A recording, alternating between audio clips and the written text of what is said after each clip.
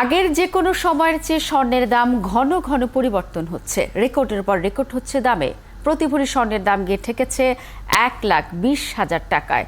দোকানিরা বলছেন স্বর্ণের দাম নিয়ে যেন জুয়া খেলা হচ্ছে, আর ক্রেতারা বলছেন দাম নাগালের বাইরে চলে যাওয়া এখন স্বর্ণ কেনা কমিয়েছেন অনেকেই। জাহিদুল ইসলামের প্রতিবেদন।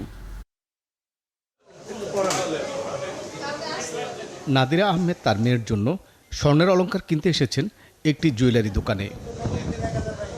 পরিকল্পনা ছিল 2 থেকে 2.5 ভরি ওজনের গহনা কেনার, কিন্তু চড়া দামের ধাক্কায় কিনতে হলো 1.5 ভরি ওজনের একটি স্বর্ণের চেইন। যতটুকু কিনতে চেয়েছিলাম এখন দাম বাড়ার জন্য অতটুকু কিনতে পারি না, একটু কমই কিনছি। সচরাচর ওরকম স্বর্ণ কেনা হয় না, এখনই আর কি কিনতে এসেছি। দাম তো বাড়ছে স্বর্ণের। বেশিরভাগ ক্রেতাই এখন বলছেন ভ্যাট এবং মজুরি মিলিয়ে প্রতি ভরি স্বর্ণের গহনার দাম 1,20,000 কি 30,000 টাকার উপরে। এই দামে স্বর্ণের অলংকার কেনা অনেকটাই সাধ্যের বাইরে। মান তো একই রয়েছে, জাস্ট দামটা বেড়ে যাচ্ছে, এই জন্য আমাদের জন্য অ্যাফোর্ডেবল না। আমাদের যে বাজেট ছিল তার থেকে একটু কমই নিতে হচ্ছে, কারণ এত বাড়তেছে সম্ভব না। দোকানিরা বলছেন অস্থির বাজারটি নিয়ে যেন জুয়া খেলা হচ্ছে।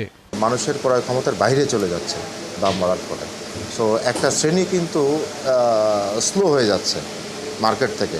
এক্সচেঞ্জ করতে আসছে বেশি। সোনার দাম যখন বাড়ে কাস্টমার তখন পকেটের ক্যাশ পয়সা ইনভেস্ট করে গোল্ড কিনতে চান না। আমরা একটু আশা করি যে ঈদের পরে একটু বেচাকিনি করব।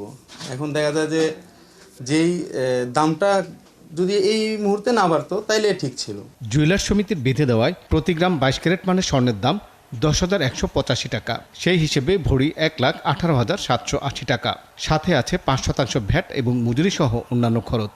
নিউ ইয়র্কের স্টক এক্সচেঞ্জ থেকে করে, ইউকে থেকে করে, দুবাই সমন্বিতভাবে একটা স্ট্রাকচারাল ভিত দ্বারা করানো আছে। সেই ভিত্তিতে স্বর্ণের দাম ওঠে এবং নামে। পৃথিবীর সব দেশে গোল্ডের ভারসাম্য আছে একটা, সেই রক্ষা করার জন্য বাংলাদেশ গোল্ডের দাম বাড়াতে বা সমন্বয় করতে একটা প্রক্রিয়াধীন পর্যায়ে বাধ্য। জুয়েলার্স সমিতির তথ্যে চলতি বছরের 4.5 মাসে স্বর্ণের দাম 3 বার কমেছে আর বেড়েছে 6 বার।